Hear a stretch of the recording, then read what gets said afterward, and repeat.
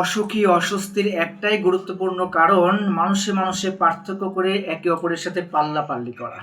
এই পৃথিবীর জীবন আমাদের খুবই সুন্দর, সহজ এবং উপভোগ্য। কিন্তু আমরা নিজেরাই আমাদের নিজেদের ছোট বড় ভুলের কারণে জীবনটাকে কঠিন করে তুলি। প্রকৃত অর্থে জীবন সুন্দর, সহজ। আমরা ভুল দর্শনে চলার কারণেই আমাদের জীবনটা ধর্ষণ হয়ে যায়। ব্যক্তি জীবন, শিক্ষা জীবন, কর্মজীবন, পারিবারিক জীবন, পার্থিব জীবন।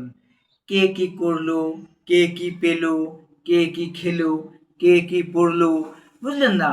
এই যে নাম যশ খ্যাতি অর্থ করি, সঙ্গী স্বামী স্ত্রী, ও কেমন বউ পেলো, ও কেমন স্বামী পেলো, হ্যাঁ, ও কেমন রেজাল্ট করলো, ওই ওর ছেলে কত পেলো, আমার ছেলে কত পেলো, ওর মেয়ে কত পেলো, আমার মেয়ে কত পেলো, অমুকের ছেলে অমুক ইউনিভার্সিটিতে চান্স পেলো, আমার মেয়ে অমুক ইউনিভার্সিটিতে চান্স পেলো না কেন? মানে এই যে পার্থক্য, অমুক বাড়ি করলো, অমুক গাড়ি কিনলো, আমি কেন করতে পারলাম না? হ্যাঁ, অমুকের মহিলারা বলছে যে অমুকের স্বামী এইটা দিল সেটা দিল, তুমি কেন দিলা না? আমি দেখা যাচ্ছে মানুষে অনেকে নিজে থেকেই ভাবছে অমুক এটা করলো আমি কেন করতে পারলাম না, অমুক এটা কিনলো আমি কেন কিনতে পারলাম না। মানে নানান রকম যেই মানুষের সাথে মানুষের দেখে দেখে অমুক বলছে, আরে তুই তো কিছুই করতে পারলি না, তুই কিভাবে চলিস, কি করিস না করিস।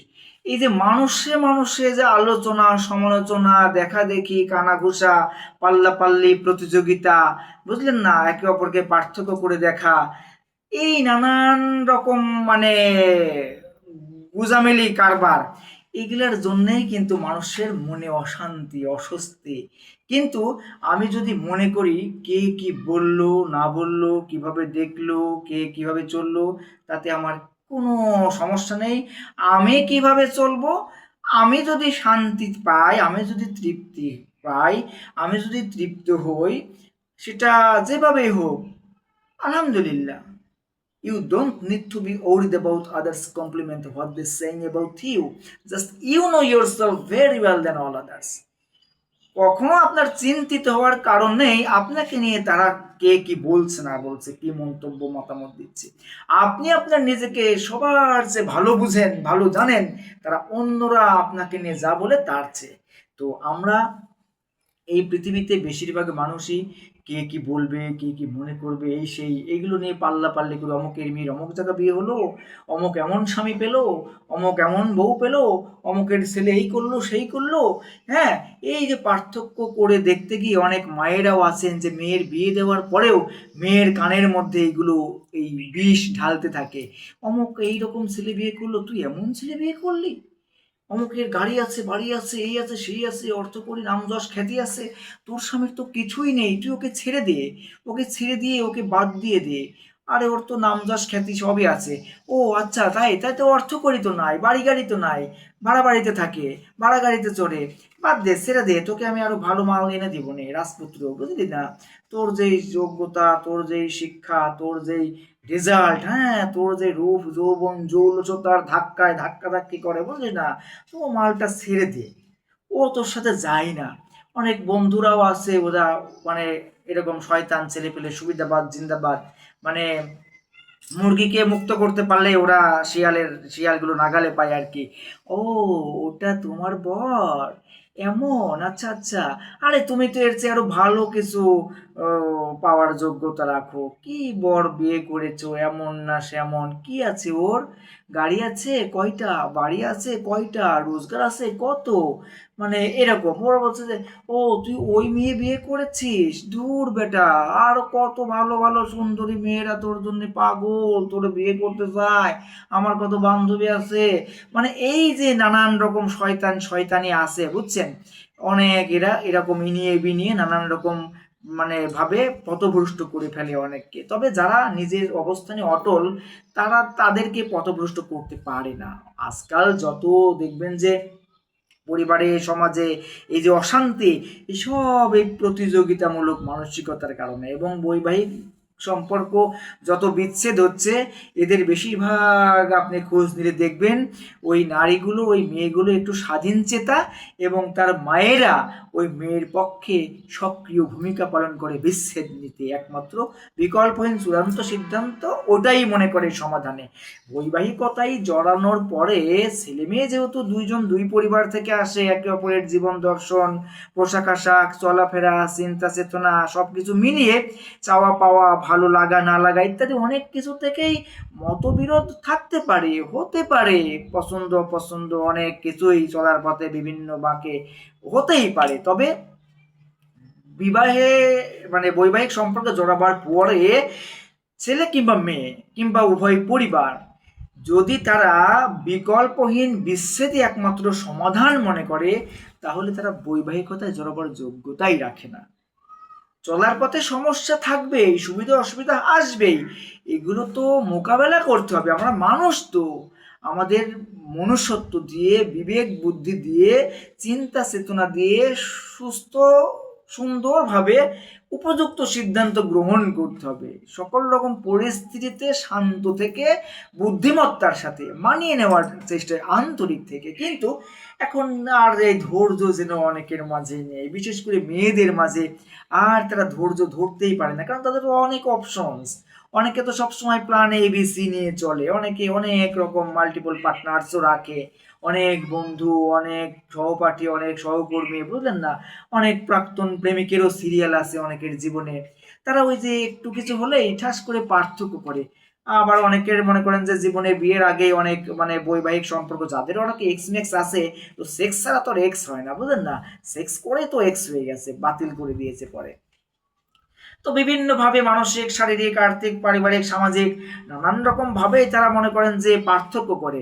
ও, অমুক অমুক এইভাবে করেছিল, অমুক এইভাবে করেছিল, অমুকের এরকম ছিল, অমুকের সেরকম ছিল, অমুকের এই ছিল, অমুকের সেই ছিল, অমুক এইভাবে করতো, অমুক এইভাবে দিত, মানে আছে না, বুঝলেন না, অমুক হলে মনে হয় এইভাবে হতো, অমুক হলে মানে বুঝলেন না। তারপরে আবার অনেকের আবার নতুন পুরাতনে আকর্ষণ থাকে, নতুন পুরাতনে জানার কৌতূহল, আগ্রহ, নতুন নতুন ভাবে, নতুন পজিশনে, নতুন স্টাইলে, নতুন টাইমিংয়ে, নতুন মানে স্থানে, নানান রকম ভাবে কিছু অসুস্থ মানুষ আছে যারা নতুন পুরাতন সব কিছু মিলিয়ে একটা জগা খিচুড়ি জীবন যাপন করতে ভালোবাসে।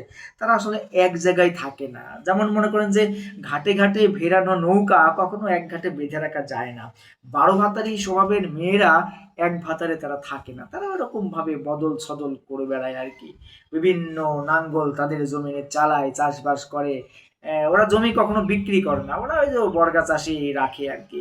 বিক্রি করলে তো ফুরিয়েই গেল, মানে বিয়ে করলে তো আবদ্ধ হয়ে গেল, এই জন্য ওরা বিয়েতে থাকে না। যদিও দু একবার দেখা যাচ্ছে বিক্রি করে, আবার ডাবল দাম দিয়ে কিনে নেয়, মানে বিয়ে সাথে যদি করেও আবার নিজেকে মুক্ত করে নেয়, যে দূর ঘোড়ার ডিম, বিয়ে করে তো বন্দি হয়ে গেলাম, বাল মুক্তই তো ভালো ছিলাম, সবার সাথে খেলে বেড়াতাম, মানে সবার সাথে ঘুরতাম ফিরতাম, সিনেমা দেখতে যাইতাম, নাটক দেখতে যাইতাম, যাত্রা দেখতে যাইতাম, নাচ গান দেখতে যাইতাম, উপস্থাপনা দেখতে যাইতাম, নানান রকম ভাবে শো করে বেড়াতাম, ডিজে শো, এই show, dance show, night show, bar show, বুঝলেন না, স্পা সেন্টার, এই সেন্টার, সেই centre, home service, room service, hotel service, motel service, আজকাল কত কিছুই বেরিয়েছে। স্কুলে, কলেজে, ইউনিভার্সিটিতে পড়ুয়া মেয়েদেরকে, ছেলেদেরকে বিভিন্ন জায়গা থেকে প্রশাসনের ভাইয়েরা ধরছে, পাকড়াও করছে, যদিও এগুলো সীমাবদ্ধ কিছু জায়গার মধ্যে, কিন্তু আরও তো আগানে বাগানে চিপা চাপাই কত জায়গায় কত কিছু ঘটছে। সব ঘটনা তো আর সামনে আসে না, সবাইকে তো ধরতেও পারে না, কত তো ধরাধরির বাইরে আছে, ধরা ছোঁয়ার বাইরে, বুঝলেন, গলাগুলি কোলাকুলি ঠেলাঠেলি করতেছে তারা ইচ্ছা মতো নাগালে।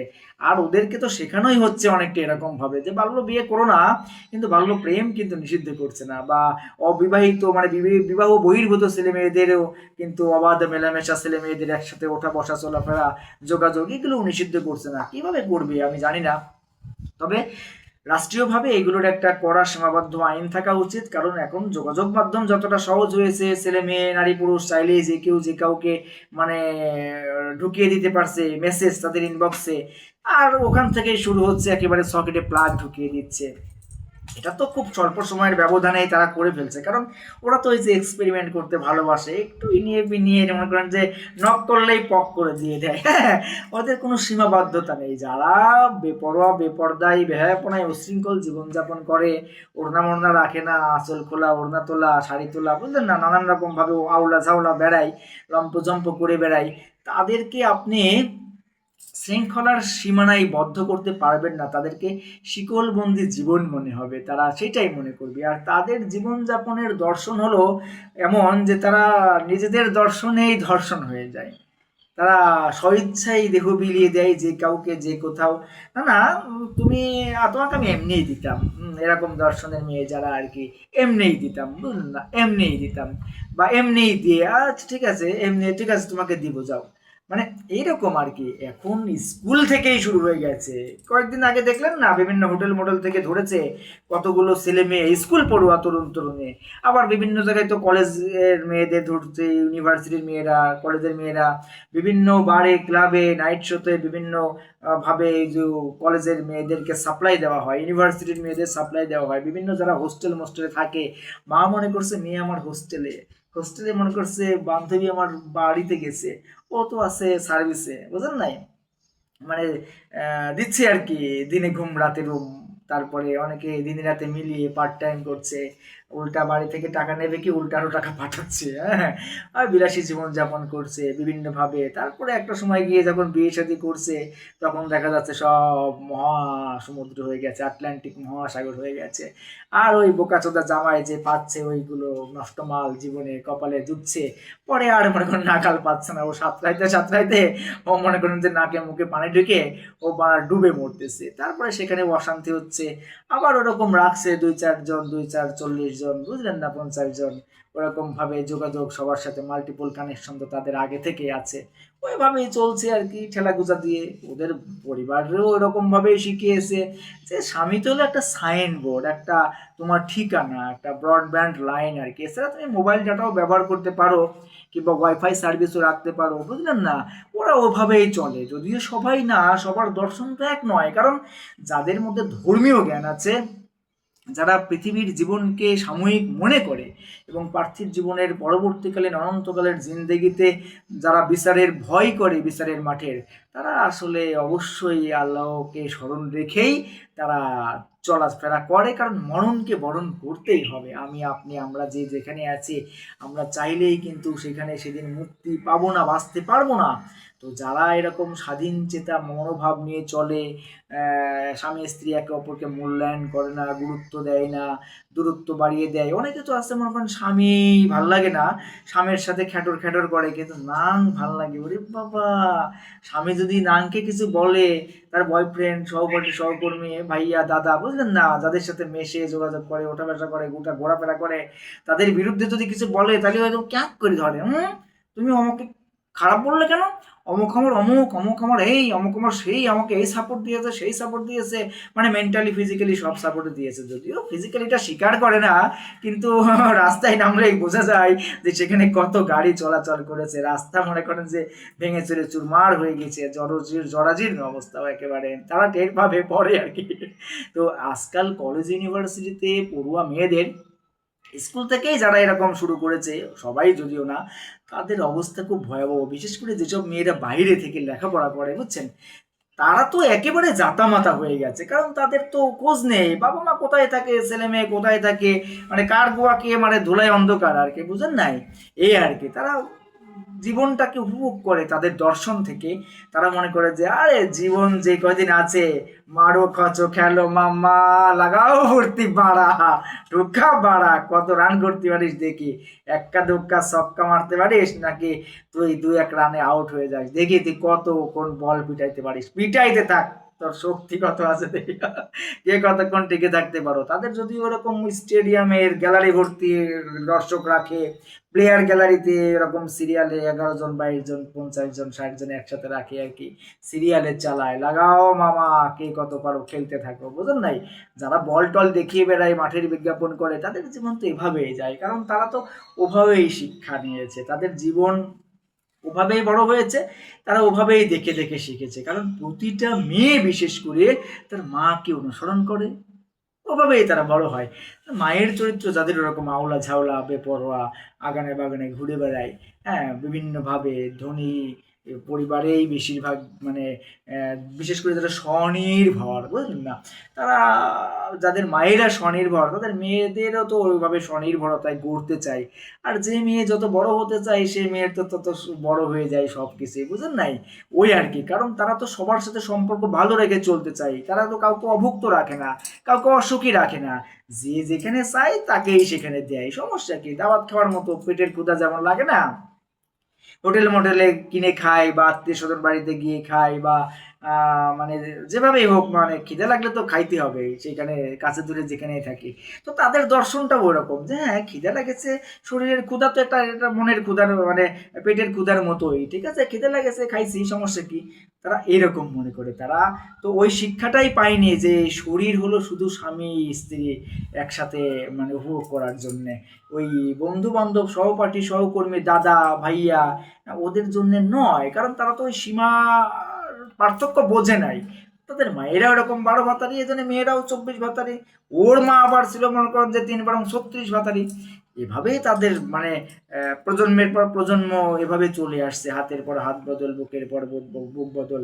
হ্যাঁ, তাই ওরা আসলে বুঝবে না, বুঝতে চায় না, কারণ ওদের তো ইহকাল পরকাল নিয়ে ওরকম ভাবে চিন্তা ভাবনা নেই। না থাকার কারণ হলো ওরা ওই যে ওই টাইপের করেই মনে করেন যে এই পৃথিবীতে মানে উপভোগ করে চলে যাইতে পারলে বাঁচে বলে মনে করে। যদিও এই কম বেশি 100 বছরের যে জীবন, এই 100 বছর পরে তাদের কি হবে তারা কিন্তু এরকম ভাবে খুব একটা চিন্তাই করে না, কারণ তারা মনে করে যে এই পৃথিবীটা মানে দুনিয়াটা মস্ত বড়, খাও দাও ফুর্তি করো, যে যেমনে পারো লাগাও বেটা, সমস্যা কি? পরে যা হবে স্বামীকে, অনেকে বিয়ের পরেও মনে করেন যে দেয়, প্রাক্তনদের সার্ভিস দেয়, সহকর্মীদের সার্ভিস দেয়, বন্ধুদের সার্ভিস দেয়, সহপাঠীদের সার্ভিস দেয়, বিভিন্নভাবে খুশি করে আর কি। বলে যে, আবার স্বামী যদি নিষেধ করে, স্বামীকে আবার বলে যে না তুমি কেন খারাপভাবে নিচ্ছ, তোমার চিন্তা ভাবনা ভালো না। হ্যাঁ, ছেলেদের সাথে মিশলে কি হয়, ভালো সম্পর্ক তো থাকতেই পারে মানুষের সাথে মানুষের। আবার ওই স্বামী যদি কর্মক্ষেত্রেও কোনো মেয়ের সাথে কথা বলে, ক্যাক করে ধরে, বুঝলেন না, কারণ সব কিছু তাদের নিয়মেই হতে হবে। সে যেটা ভালো বুঝে সেটাই, আপনার কি ভালো মন্দ এটা আপনার সে বুঝবে না। তো এই ধরনের অনেক মানুষ মানে সমাজে আজকাল মানে ধ্বংস হয়ে যাচ্ছে, নিজেরাও অন্যদেরকেও ধ্বংস করছে। তাদের দুর্ভাগ্যক্রমে যে সকল স্বামী তাদের কপালে জুটে, ওদের তো মনে করেন যে গাং মারা সারা হয়ে যায়। গাং মারবে কি, ভালো তো নাগালি পাবে না, কারণ আগেই তো মনে করেন যে চাং মারা সারা, তো ওই ঠ্যাং চলে যাবে, বুঝেন নাই? তো ওভাবেই মানে বিভিন্ন, আপনি দেখেন না আপনার চেনা পরিবেশেই দেখেন রে বাবা, এই কলেজ ইউনিভার্সিটি আপনার আশেপাশে যা আছে না, হোস্টেল মোস্টেল, খোঁজ নিয়ে দেখেন গিয়ে। আর যাদের বাবা মা মনে করেন যে একটু ভোদাই টাইপের, আবার কিছু বাবা মা আছে যে না ইচ্ছে করেই তারা, না না আমার মেয়ে ঠিক আছে, আমার মেয়ে তো ধোয়া তুলসী পাতা, বুঝলেন না, আমার ছেলেও ধোয়া তুলসী পাতা। আবার অনেক মায়েরা জানে যে ওর মেয়ে কিন্তু এরকম মনে করেন যে নাং মানানি আর কি মানে দিয়ে বেড়াই, তো ওরা কিছু মনে করে না, না না আরে বাবা এখন যৌবন আছে, করছে, সমস্যা কি, যৌবন তো থাকবে না চিরজীবন। আর এখনো বিয়ে শাদী যেহেতু দিইনি, ওর ক্ষুধা যেহেতু লেগেছে, ও খাচ্ছে, সমস্যা নাই, খাক, তারপর একবারে খাবার কিনে টিনে দিব, যতদিন না দিই ততদিন খাক। হুম। ওরা লোভী, ওরা চরিত্রহীন, ওরা নষ্ট। যেমন বাবা মা তেমন ছেলে মেয়ে, বুঝলেন নাই? চরিত্রবান বাবা মায়ের ছেলে মেয়ে নষ্ট হয় না। তো যারা এরকম নষ্টামি ফষ্টামি করে বেড়ায়, স্পষ্ট জানার পরেও যারা কিছু বলে না, তারা তো উভয়ই পথভ্রষ্ট, চরিত্রহীন। তো ফিরে আসি আমাদের এই পৃথিবীর জীবনে, আমরা নারী পুরুষ যে যেখানে আছি, এই পৃথিবীতে পাল্লা পাল্লি দেওয়ারও দরকার নাই, ওই মাল্লা মাল্লি করারও দরকার নাই, বুঝলেন না, অত ঢলাঢলি গলাগলি কুলাকুলি করার দরকার নাই। তবে সর্বোপরি কথা হচ্ছে, যে সকল মেয়েরা ছেলেদের সাথে ওঠা বসা করে, ঘোরাফেরা করে, চলাফেরা করে, বুঝলেন না, মেশামেশা করে, যোগাযোগ রাখে, এই সেই বিলায়া, এগুলা মেয়ের সব মনে করেন যে একদম মনে করেন মহাসমুদ্র, কারণ তারা তো কাউকে অসুখী রাখে না, অখুশি রাখে না, তারা সবাইকে দেয়, বুঝলেন নাই?